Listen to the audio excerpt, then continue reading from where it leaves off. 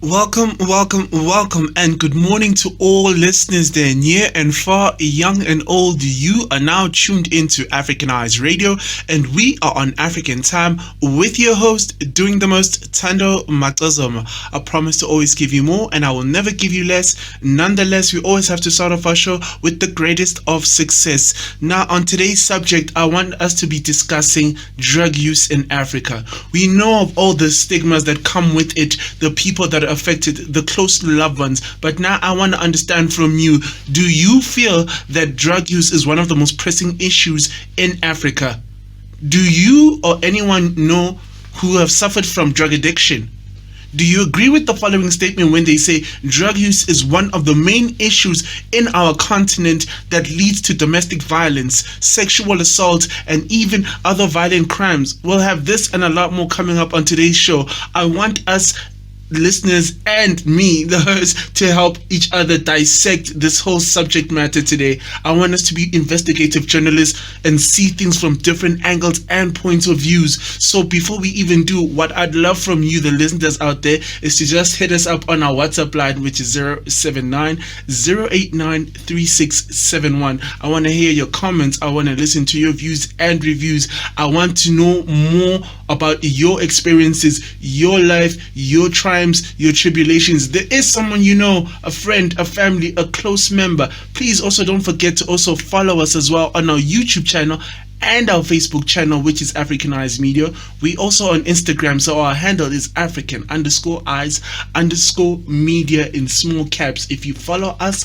we'll follow you back with love.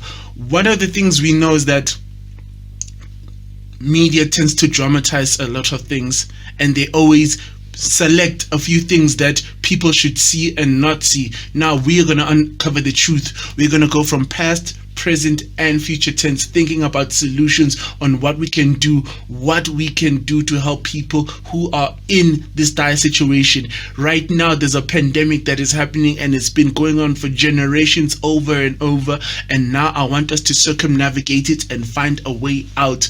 So before we do, you know how the ritual goes. I want you to get your tea and your coffee.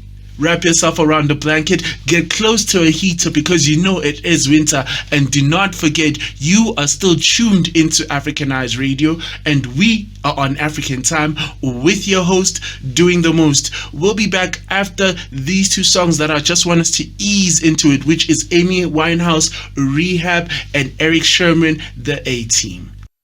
They tried to make me go to rehab. I said no, no, no. Yes, I've been black, but when I come back, no, no, no. I ain't got the time, and if my daddy thinks I'm fine, they try to make me go to rehab. I won't go, go, go.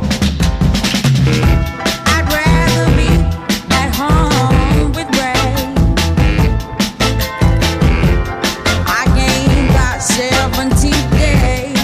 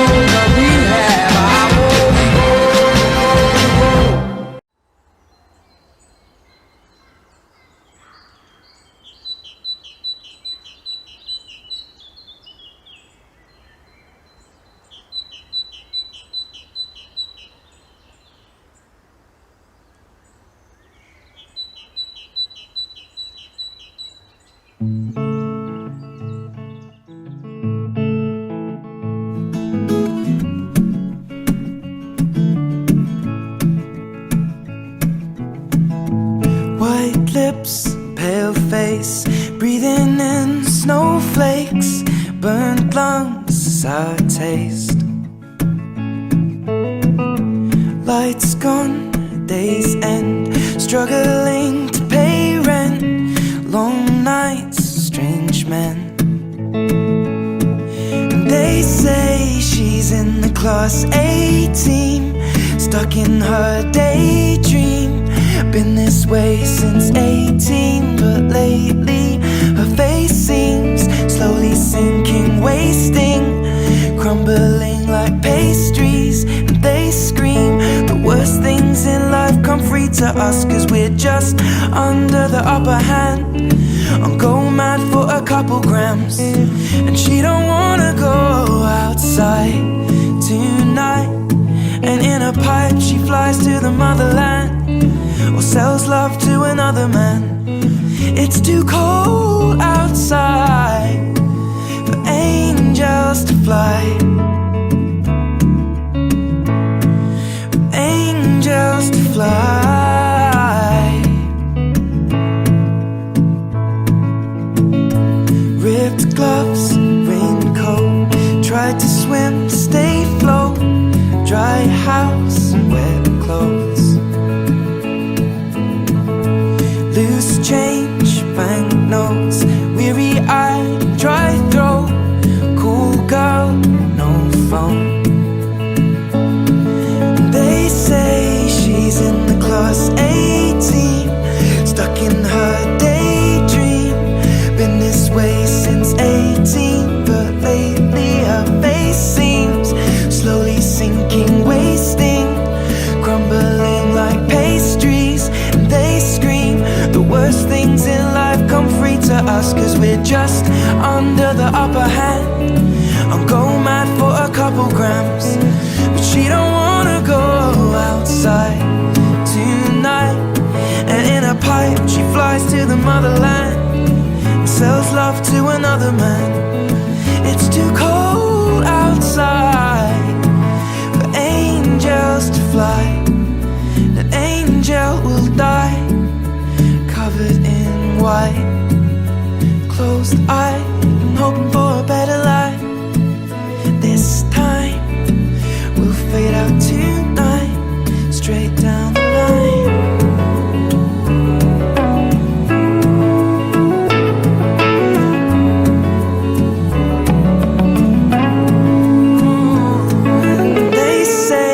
She's in the class A team, stuck in her daydream. Been this way since 18, but lately her face seems slowly sinking, wasting, crumbling like pastries. They scream the worst things in life come free to us, and we're all under the upper hand. I'm going mad for a couple grams, and we don't wanna go outside tonight. In the pipe we fly to the motherland, or sell love to another man. It's too cold outside for angels to fly. Angels to fly.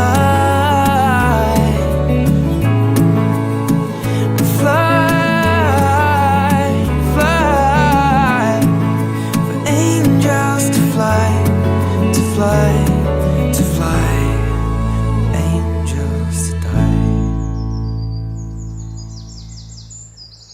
Welcome back to the show, and if you're just joining us, then you are in luck. You are still locked into Africanized Radio, and we are on African time with your host, doing the most, Thando Macozoma. Now, we were saying on today's discussion, we are going to be focusing on drug use in Africa. How does it affect the society, and what is it all about? So I thought in this first hour, let's just circumnavigate it and just try to break it down. We're going to have different type of resorts and thoughts that I thought would be appropriate for us to just discuss. So let's just break things down. You know, we have instances and life experiences, or we've seen it even through media and television, that, you know, substance abuse is one of the main things that are really affecting us as a society. And for me, it's always been one of those trial and error moments when you look at yourself, and it even becomes more devastating when it's someone close to you.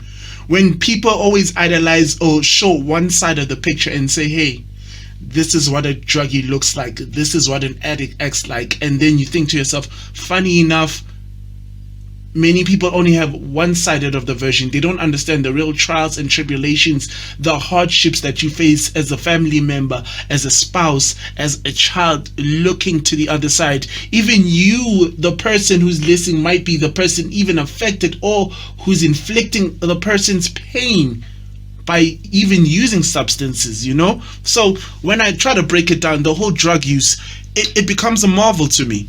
When we think about it, you know, drug use is when you like overindulge in a certain substance or you depend on it. So it's a different chemical, you know. I just want to break it down like that. It's a different chemical that people induce themselves with. Now, trying to understand it all is wavy.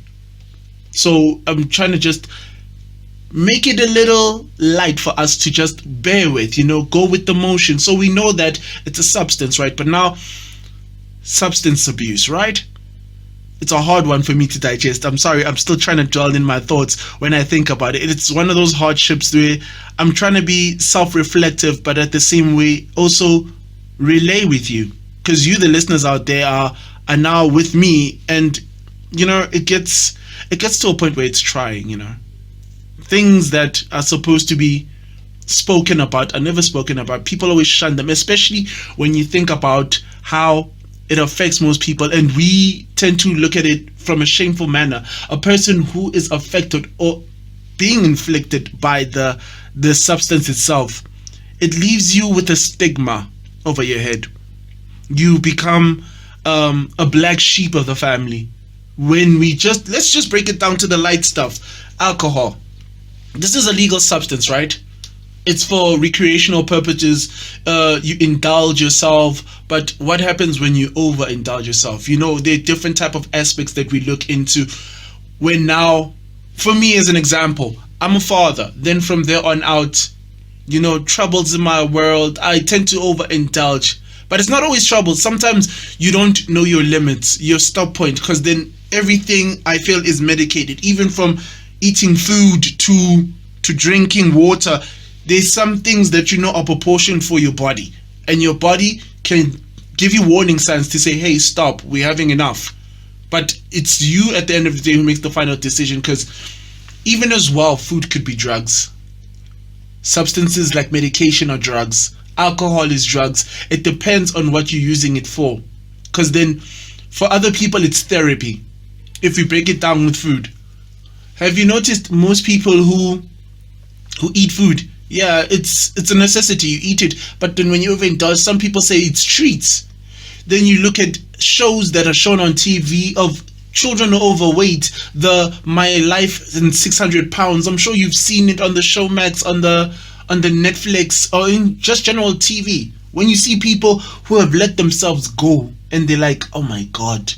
And I'm sure we've all had that moment in life when you're like, you know what, if it was me, I'd never reach this far.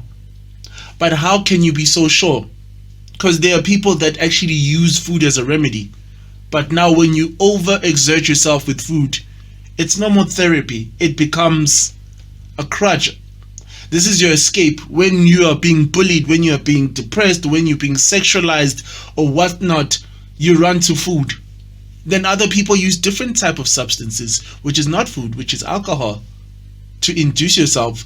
You know, some people have excuses where they say, you know what, no, I'm only drinking for pleasure, I drink occasionally. But from people looking on the outside and you overindulge, like, no, you don't drink occasionally.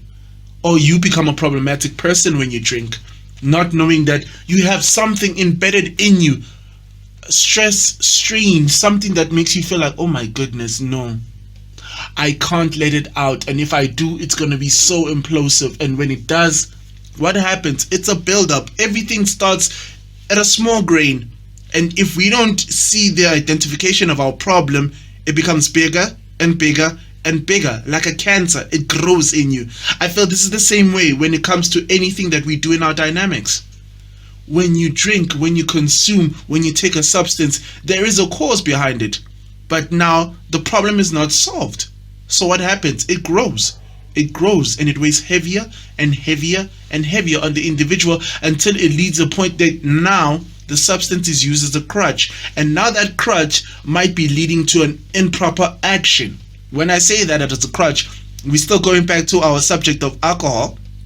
What happens? Most people now take out their frustrations. So you, as a working class man, for me as example, I go to work, things are not going my way, I'm being ill-treated as a person. Then what happens?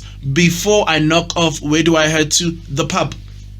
Or I head to a place where they sell the indulgence I need. I engulf or I ingest it, and then from there on out, the first thing when I do, I get home, who do I look at as a punching bag? Either my spouse, or I take it out on people around me who are close to me. So now the people outside have a perception thinking, oh my God, he's such a decent person. And he looks like his life is like so sky high, so green hill. But coming into it, the people in your close circle, and I'm not talking close as in friends or close friends and family. I'm talking the people that live with you on a daily basis, that eat with you, that sleep with you in the same house, the same building, are now affected by it. Mother gets beaten up, there's verbal abuse. Now little things tick me off and I have a short attention span, or I just have a short temper. Then what happens? 1, 2, skip a few, 99, 100, someone is on the floor. Children come out, busy trying to stop a fight. Some things that we parents or we as adults are not supposed to be even showing. Certain matters are supposed to be resolved in the bedroom. Not using that as an excuse to say, you know what, now that you have a problem, you inflict pain on a person. But I grew up with these type of teachings whereby adults, when they have a problem, they don't involve anyone around them, even in the house. It should be like a myth to even see a person argue. It should be a discussion whereby if you have a problem with something, you go in the bedroom as husband and wife or spouse, girlfriend or boyfriend, whatever you name it, sit down about it, talk about it. It's not necessarily you who's the problem, but you sitting down is a job half done, because then now you might be listening to your spouse's problem of what is the challenge out there. Because then sometimes it's also having a support structure, and if that support structure doesn't work for you, what else? You're gonna look for some avenue that helps you or that you feel is helping you, but it doesn't. Because if you look at it, listeners out there, these substances, these chemicals, whatever you name, they could be food or whatnot, they use there as a support system. Because now the person or the individual does not feel like they're supported or anyone understands them, so they're trying to find relief. So now what happens when there is no relief? It becomes a problem. So you engulf more and more and more. This is like a remedy that helps you avoid the pain. But now pain is also defined in a different way. If you think about it, what if it's not actually physical pain? What if it's psychological? What if it's emotional? There are so many aspects and factors that venture out. But now we as people have this tendency whereby we only give the people that are close to us half truths. So now it becomes false information for the person who's trying to help you or trying to advise you. And sometimes I wouldn't even say that it's about information. I think it's also about the individual in question. Vanity. I feel like we have pride. Some people are too prideful to be like, no, I don't need help from anyone.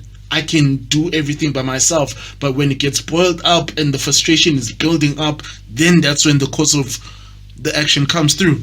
This is where the problem lies, I feel, to the listeners out. Think about it. Every single time you have a problem, you have an issue, you have to run to something that gives you a crutch, a sense of relief without thinking about the negative aspects in the end. This is what the drug does. This is what I feel a drug is. But now when we classify these drugs, it's how people popularize them. When it comes to food, it leads to obesity. It dampens your health. Now it's self-destruction. It's self-destructive because now you have problems, you have issues, you deal with them with food. Food becomes your therapy, and then what happens? No one's there to understand you, so you engulf yourself. You You ingest to a point now you grow bigger and bigger. I'm not saying it's wrong to be big. I love people who are big bone, beautiful BBW people out there who are listening. But there's a certain point where it also reaches to your health. It's a danger to yourself. Now what happens? I worry about you. Because I know you'd worry about me too. Don't you think? So I feel like you can't push it too far. There's a thin line that could just snap. Our life is like an elastic band. You can stretch it so far. But that moment it snaps, it goes, ta! Whoo! Life is over. That's why people say life is precious. Now, what are you doing about it? You engulfing, you digesting. Now, you don't have channels or different avenues, or let me say we're unaware of the different avenues and channels we can take, because maybe we're thinking about what will people think of us. That's where the problem lies. Instead of asking for help, you know how challenging it is for a person when they're in dire strain, they have a problem, or they just feel like I don't know what to do. The first moment you want to just escape to your safety zone, your comfort bubble. But when it's not there, what do? You look for other avenues. But the one where you think could be most effective to help you is the one you avoid the most. Because now it involves someone else. You worried about someone's thoughts and opinions, and I feel that is wrong. You know, if a person really loves you, or someone really cares, they're not there to judge you. We always say it, right? It's true. But I say there's not about the judgment, it's about the action that comes behind it. I think it's fair for a person to judge you, yes. But now, how you take what they're giving you, is it helping you? Or is it just there as a blow in the wind? Because then sometimes people can say, I'm your friend, or I'm there for you, or I care for you. But sometimes it's not always about the thoughts or the saying. You know, actions speak louder than words. So if it doesn't help, what are you doing about it? You know, they're those type of people that can just say, no, you can do 1, 2, 3, 4. They're suggestive people. I call them suggestive people. They always suggest a solution, but they are never there for you. You have those friends that will always say, yo, can you please help me with 1, 2, 3? I promise I will always help you. When it comes to your turn, it's always an excuse like, I would have helped you, I could have helped you, it's just there's always an excuse that comes with it, you know? It's like when you say a person has a statement to give you, or they have a comment to give you. When they don't applaud you in your successes, they're like, oh wow, that is so great, but it's always the bad person. And it's funny, when the tables are turned, you have to be the bigger person. I feel like the self-righteous person. And you know what? You're only human. And by far, that becomes a problem for all of us. So this is where I'm trying to impart on all of us to have that understanding. Do you see now the psyche of what's going on? The first thing is having that crutch. And now, what are the channels that are you using to relieve that problem that occurs? Now we spoke about the food. Now we went into the alcohol. Now this is where the dietary comes in, the substances. You know, when we're talking about substances, everyone comes to their mind, we're talking about drugs, we're talking about like cannabis, mandrakes, the ticks, the wongas, the waka flockas, you name them. We're going to dissect them all, but I just want us to understand the psyche of what's going on. This is really somewhat an issue for me, because then I feel sometimes it's not always about what you induce, it's what's the problem behind it. All right, so we've broken down the problem, the psyche. That's one aspect of what I feel that leads to drug use. Now the second aspect is the circumstances. All right, sometimes it's not always about you in a problem, you induced, you are stressed. It's maybe just for other people in generally, they just feel like, you know what, I take drugs for experimental purposes. And this is when I'm talking about the adolescents. Think about it. When you are between the ages of 15 to 34, you consider the youth, right? So what happens? You're in development. Like anything else, when you were a child, a toddler, you were growing, you were imitating your parents, because those were the closest thing to role models, and those are the people that teach you principles, that teach you to separate right from wrong. Am I wrong? No, I don't think I am. But then, breaking it down, when now you are away from your parents, what is the closest influence you have that is building your character, that's molding you to who you want to be? Your spouses, your peers, members of your peers. This is where now you won't have the same friends that you had in grade 1 when you're in grade 7 or when you're in grade 10. You know the fundamentals. You become selective of who you are. The values and norms that you pick up with, you tend to dwell with that certain flock. So if you were born an eagle, you cannot be sticking with hyenas. If you are a lion, you cannot be there with a gazelle. It doesn't work like that. A certain type of person goes with a certain type of pride they're in. Correct me if I'm wrong. So right now in your adolescence, we're trying to divulge and trying to find out who we are. We experiment and we try to find out, okay, is this good for me? And it's not. Sometimes some say it's peer pressure. I just say it's curiosity. Think about it. There's something I don't know. What is this? But everyone's doing it. Let me try it. Let me just go back to the time when I was 15. I was in high school with my friends. So you know how it is. You see people having alcohol growing up. Oh, why are the adults so happy? They always, hey, oh, I think everyone has that clip in their mind going back to memory lane when they were a child and they see their parents happy-go-lucky. That's the moment of happiness. And you see them drinking these drinks and you're like, wow, they're drinking what I'm drinking. Because at that time, they're having those alcohol beverages, you having Fanta or you having Coke. You're having those sweet fizzy stuff that give you that hypeness and you're like, ooh, maybe that's what's making them happy because I'm happy too. I'm with my cousins or I'm with my new friends that I met, and then we always meet up maybe once a month, and then what happens? It's a build-up. Your mind is thinking, okay, they're having what we're having. But then later on in life, now you get introduced to this by not always a parent, but the media. Then you see, okay, this is alcohol. It's different from drinks. And now they say, you don't drink this. When you look at your parents most of the time indulging themselves to have a nightcap, for instance, you're like, Mommy, can I have some? No, this is an adult's juice. You're going to have that juice. That's your juice. You want Fanta, Coco, Oros? That's yours, my love. Yay! But now, when you're curious about that, you're like, no, but what is this that everyone talks about?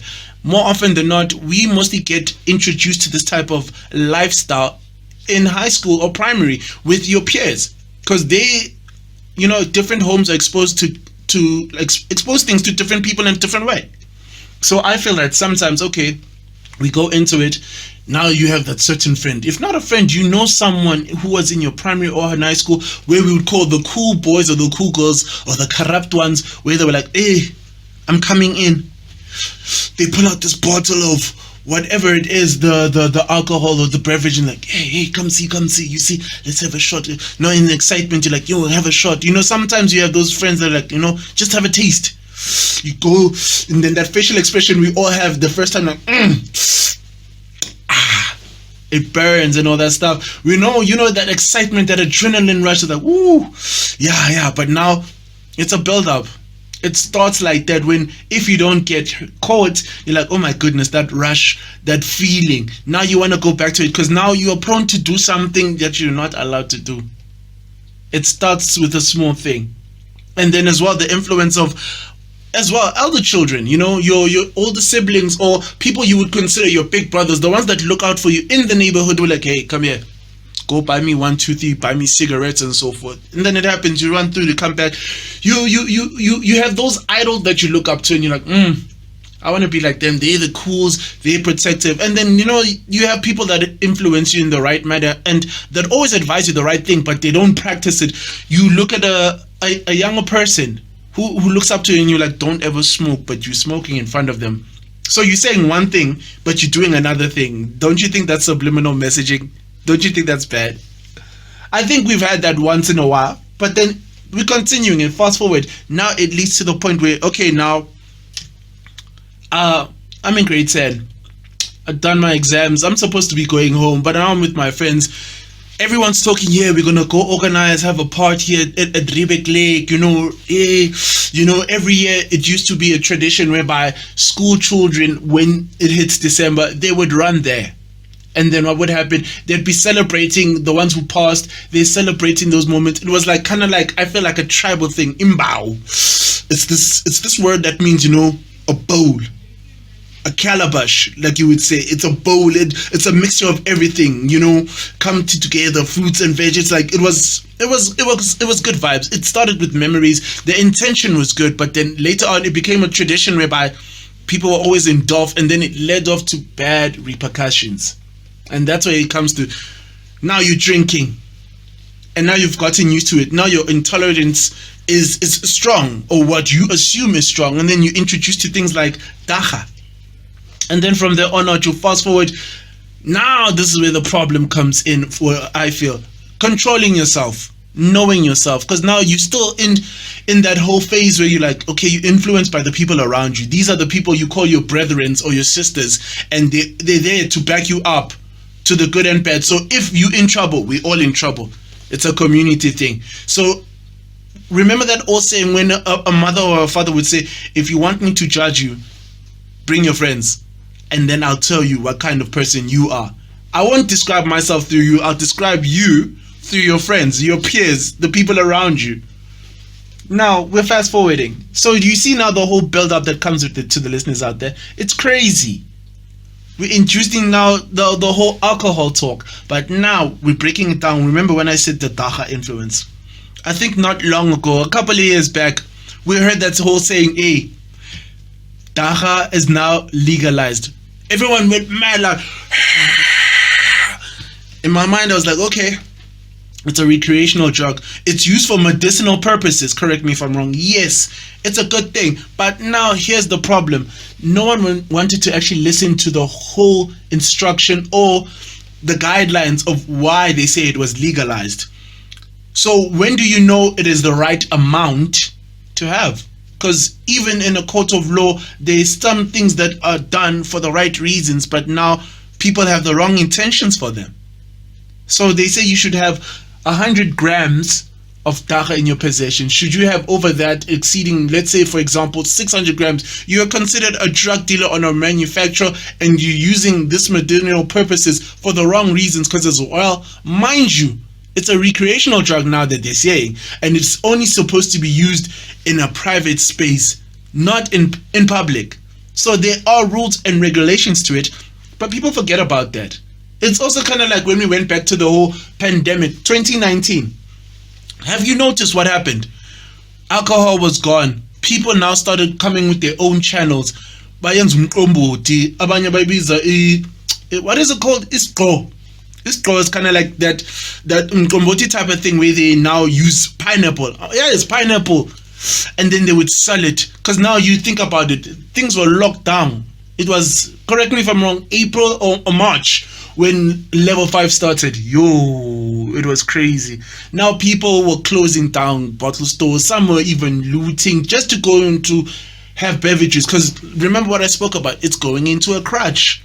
If you're so used to a certain thing in a lifestyle, when people take it out from you, what happens? It's like withdrawal symptoms. You don't feel good. You're like, ish, I get But then, hey, I felt like, it became really dire. Now people are drinking things that they are not aware of. Because now, if you don't know how to do that, you'd find different channels. But the pricing was so high, it became so crazy. And then it made me think, why are we actually doing this? We are so accustomed to certain things that we're using to shield ourselves or forget about the troubles in the world, and then we use it as saying extramural activities, when it's not. Listeners out there, I don't think it really is. Like we spoke about, you must know yourself, you must know your limits. So now COVID-19 happens. Cigarettes are gone. Now I'm talking to the people who smoke cigarettes. There were brands like Codley, Stuyvesant, there was Camel Switch, which were manageable at the time for people who could actually buy it. But now everything was closed. We were on level 5. Everything's on lockdown. If you had to buy a cigarette, it was going at the prices of, I'm thinking maybe 5 rand, 7 rand, depending on where you're going to buy it. Now it became a problem for most people, because now most people, majority, it's either you drink or you smoke in South Africa. Now if you don't have those, it became a problem to buy them. Now they had to go and get counterfeit cigarettes. And funny enough, now I'm trying to show you the build-up of what's happening. Now the government will be like, no, you cannot buy them. If you buy them, this is the amount. People have to survive and live, mind you. So the people who are selling have to survive with what they got. So it's supply and demand. You have to think business wise. But now the people are affected by it. They're like, we can't go with this. Now they go with a lower brand. Now that lower brand, you don't know what it contains. This is a legal substance, mind you. But now most people couldn't identify the counterfeits, because now there were others that would come in and they would have harsh side effects for people, which led to most people's deaths. These drinks that I mentioned right now, the alcohol substitute, amapainti, umqombothi, so forth, they had different juices. Do you know, funny enough, to the listeners out there, I'm sure you've seen some other documentaries when they say people were even using clay.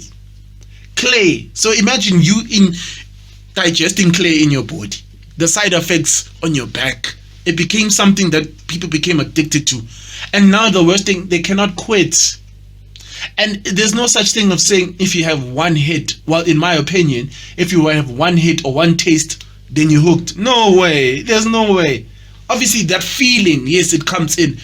And now when you have that withdrawal symptoms, it's now you choose whether you want to go in or leave.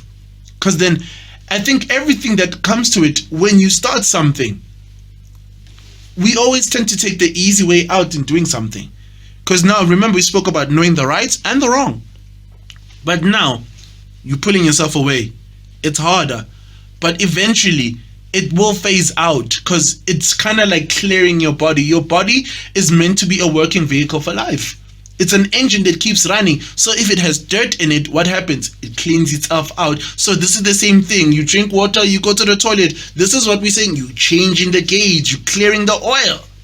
But now you don't want to. You want to stay in that same state. You want to keep going continuously over and over and over. And it becomes crazy. And I'm like, wow. Need I say more? Trouble in paradise. Now people are hooked to these things. And it leads to more build-up, frustration, and so forth. Now, we spoke about different aspects in the world leading to this whole section of drugs in the legal matter. But now, when we still stick into legal, to the listeners out there, what happens when you overextend? Remember, we spoke about drugs and how they work, right? When you overindulge on an illegal substance, right? But we focused on the legal. Now, I'm going to another phase into the legal. Haven't you noticed there are people that have these addictions of painkillers? The grandpas. And I'm sure you've seen the trends. There have been times where people now, we've been warned by the media that, you know what, you have to be careful of also the things you ingest. You know, grandpa is there for relief. Yes, we know its purpose is to help a person, because remember, these are medical now substances that help to either reduce pain or better your situation. The whole purpose of it is to expand your lifespan, you know. It's helping you with a temporary problem that is physical or psychological. But now when you overindulge, what happens? It becomes a substance that you are dependent on. Haven't you noticed there are a lot of people that famously love inducing grandpa? And a grandpa is a problem, because right now I remember there was a time whereby people did counterfeits of them, and to find out it had what? Crystal meth. How could you tell the difference? You can't. That's why they say that you have to be careful with what you do. These are also one of the telltale signs. I feel that it's a warning. When you become too dependent on something, it's a habit, and it's wrong. Because I said it before, we tend to say it's wrong to take drugs, but then we don't know how to identify a drug, because everything that you engulf is a drug. Too much of a good thing is bad. If you have too much sweets, what happens? You get a stomach ache. Your body warns you. If not, then your body will show you. And that's when you get the acne and so forth. Your body tells you what is wrong. You don't know what is wrong, but your body will tell you. One way or another, you will see the problem. It's now how you tackle it on. Aside from that, people who take alcohol, and then from there, these are prescribed. Or the syrup, choline. Ooh, you see now, we are connecting things. Now this is where I'm leading to the drugs. We went from legals to illegal. But now let me explain. With the legal ones, they always say legal drugs are the ones prescribed by doctors to help you with relief, right? Correct. Now, this is only allowed when you can purchase it over the counter. Now, when it's considered illegal, it's under the counter, whereby it's either not produced by pharmacists or by medical practitioners. Now, there's the problem where it lies. Okay, we spoke about the choline, right? This is the syrup. When it comes to the syrup, what happens? It becomes a problem. People are now going with that trend. And now it's also popularized by the media. The media's like, yes, I'm sipping that lean. I'm puff pass and all that. That's an issue.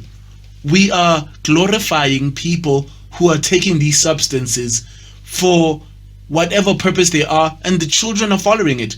Because we spoke about influence, we spoke about adolescence and maturity that comes with it, identifying yourself. You're liking a certain aspect of a person and you follow their trademarks. So if you like a certain individual artist that you're listening to and you see them smoking, you're going to want to automatically smoke. Because me, I want to be like the AKAs, the Casper Nyovest, the Ricky Ricks, you know. I want to be great like the Nasty C's or the Little Waynes or the Futures or the Drakes, you know. These people, most often than not, you'd see them in videos. They're either idolizing money, drugs, or different circumstances. But some are for positive, but most of the time it seems like a negative aspect. When you look at the movies, the starring or the star of the show, I just said he's starring, you know, the ones that you'd see in movies, most of them, they'd come out with cigarettes, cigars, or they'd be drinking these brown substances. We don't know if it's alcohol or not, but then remember, this is acting. But now the image behind it, it's changing your thought process. And then what happens? The youth keeps following. Now, when you do medicinals, what happens? You become addicted to it. Now, look at these aspects. We spoke about the grandpas, and then we spoke about that trade when it comes in of people using what? Crystal meth, trying to get people to become addicts. That becomes a problem. And then I'm sure you even heard about these other trends. I don't know if the listeners out there are familiar. There were these drugs that look like jelly beans. Or gummy bears, yes, or gummy bears. They called it Waka Flocka. Funny enough, do you understand that, to the listeners out there, the repercussions of those things would make people act like a zombie, a shell of themselves. They were like zombie-like. I don't know if people watch those movies like the Resident Evils, the Apocalypse, those horror flick movies. People look like that, a shell of themselves, deformed, aggressive. They were hallucinating of things that were not there. And they would take it out on who? You, the person close to them. It doesn't necessarily always have to be a family member or a friend. It could be a stranger on the street. This was a problematic drug, and these are things that keep occurring over and over, affecting our society. So I keep wondering to myself, what is going on? Why are they doing this? How do we circumnavigate out of this? You, the listeners out there, are now the investigative journalism in this conversation. So I want to hear your views and reviews on the matter. So hit me up on our WhatsApp line, which is 079-089-3671. Don't forget to follow us on our YouTube channel and on our Facebook page, which is Africanized Media. And as well, we have Instagram, which is African_eyes_media in small caps. Now, I'm still getting back to it. We're not done with this. This is one of those things that got me thinking, substance abuse, drug use in Africa. Do you think it's a pending issue? Do you feel that this statement that I'm saying is true or false, that substance abuse leads to domestic violence, sexual assault, and other violent crimes? Do you or anyone that you know have suffered from drug addiction? These are the certain matters that we're talking about out here, listeners. This is what I'm thinking. To my brethren and my sisters, what is going on? What can we do? How do we get out of this type of cycles? But we're still dissecting everything. We're still going in deeper and deeper.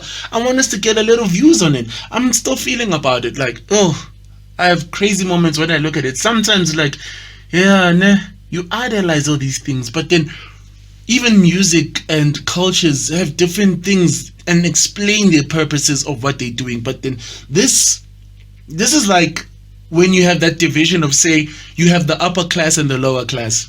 Now a person in the middle wants to be in the upper class, and then now they take a person's weakness and try to use it for their strength. Because remember, we spoke about saying substance abuse. is when now people overindulge in a substance, right? Now, what happens when now people are capitalizing on your downfall? Think about it. When I say that, you take a person who's a drug dealer, right? A drug dealer is a person who sells these substances, these illegal substances to a person, and then from there on out, they engulf them, they use them. They know this is now like a clientele that keeps coming back over and over again. Now, let's go deeper in it. We got the drug dealer, right? Yes. But now, we have people that are even deeper, the ones who create this in the lab. What made them think of these chemists? Some well, it was for scientific purposes, that's what they say. But some, I don't know. You know, at the end of the day, we're all humans, right? So there's that little moment in time when I think there's always some error that's being involved. Like, think about it.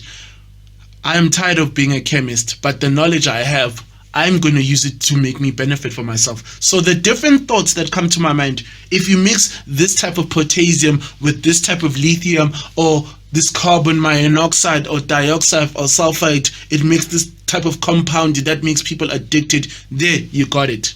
Then you have a person in the street who wants to, you know, sell this type of product. This is where I think those chain of events I've been mentioning, saying media glorifies certain things, because they now even talk shows or series that talk about drug dealers selling, where they started off from humble beginnings and now they become successful.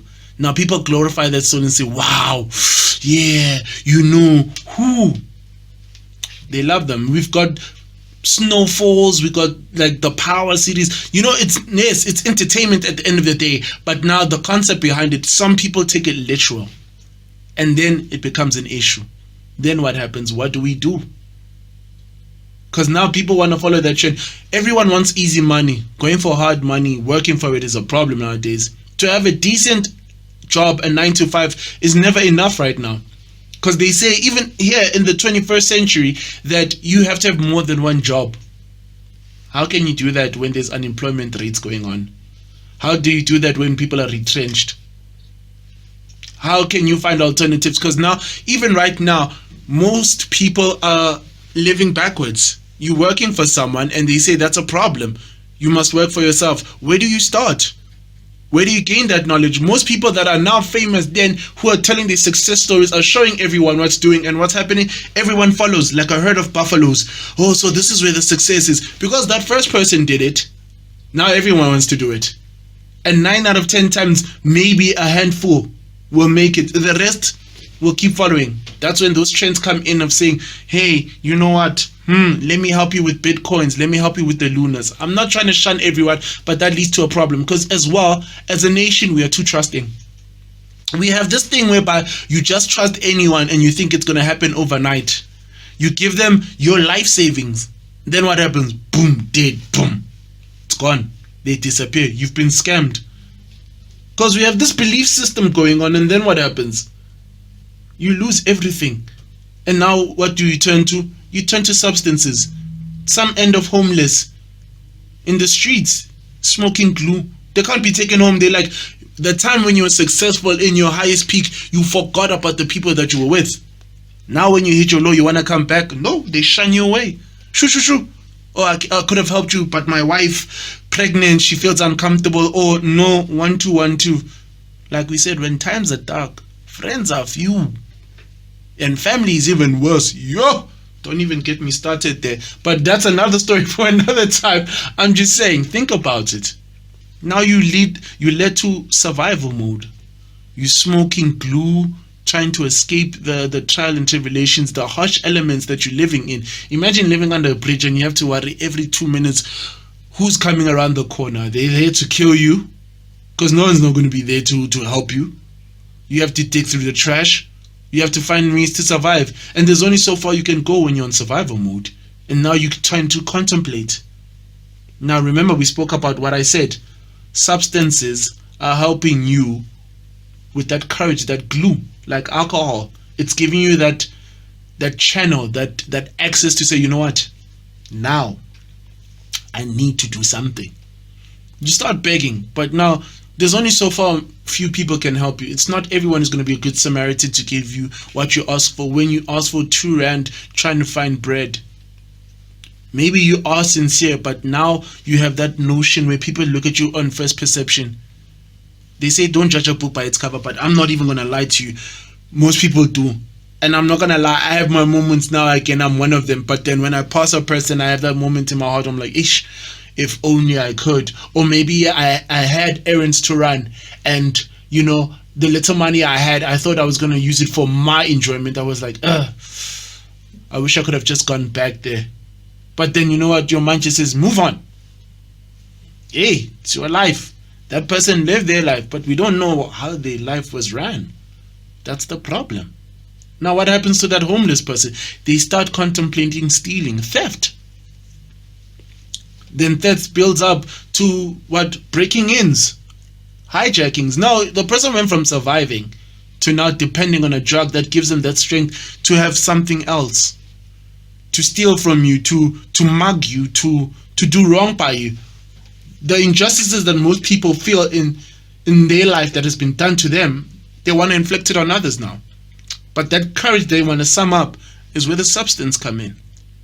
Remember, we spoke about the food therapy. That's when you want to heal yourself, right? From the hurt. But now what happens when the hurt is gone and now you want to inflict on others what you felt? Now that's a different proportion on its own. Got me thinking right now, hey, there are a lot of people in the world that have done a lot of wrong. And now some people want to just retaliate and say, hey, have a taste of your own medicine. But now, what the problem is, you do it to the society. They're innocents that are involved. And they become what? The collateral damages. I'm not saying it's appropriate now to also apply vengeance or apply wrongdoing to a person who did you wrong. I feel like some things you let live and move on. The universe has a way of bringing back that same thing to a person who did wrong to you. That's why we call it karma. But now let's focus back to the subject at hand. Substance comes in. Now you become passive aggressive. You need to survive off this. Now you've been living off this over and over and over. Now I don't want to mention a certain name of a substance because each of them have their own derogatory use. But one thing they have in common is that now you ingest it, you inject it, or you smoke it. You become dependent on it. Now if it's not in your system, you don't feel right. You don't feel like you in your normal state of mind. You're not thinking. Because you want peace, right? You want an escape. You want a way out of a world where you feel you are judged, you are mistreated, you are used. And now this is the only way you can just get peace of mind. And now when you don't have that peace of mind, you become what? An animal, a savage, a beast, incarnate. And then everyone's fearful of you. Even the people that you once knew before don't look at you the same way. And you think to yourself, my goodness, my God, where do I go from here? Now it's a build-up that keeps going on and on and on. And I'm like, ooh, I don't know. What do you think? I think the way I'm trying to portray it right now, ooh, it's getting there.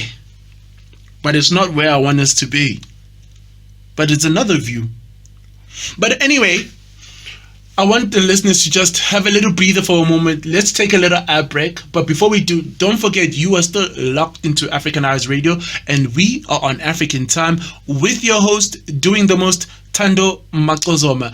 And don't forget to hit us up on our WhatsApp line. I want to hear your views on the first segment right now. What do you feel about drug use in Africa? Do you agree with the statement when I say it's one of the main causes of domestic violence, sexual assault, and other violent crimes?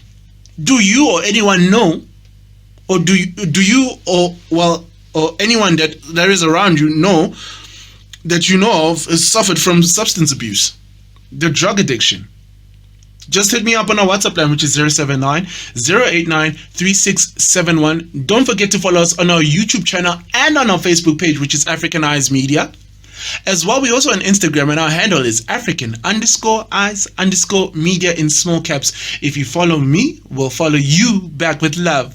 We'll have this and a lot more. And remember the tradition that we're sticking to. I want you to stay tuned and stay live with us. Remember to wrap yourself around a blanket, get your coffee and tea, get close to the heater, whether you're at school, at work, or at home. Remember, you are still locked into Africanized Radio, and we are on African Time with your host. Ooh, right now I feel we're close to doing the most, but we're not there. We're there. We're around the corner. We'll be back after a few. I was born in a place made to believe that the color of my skin is an ugly sin. 400 years is enough time to shadow the sons of generations. I must undo what was done to my race, my people, my blood.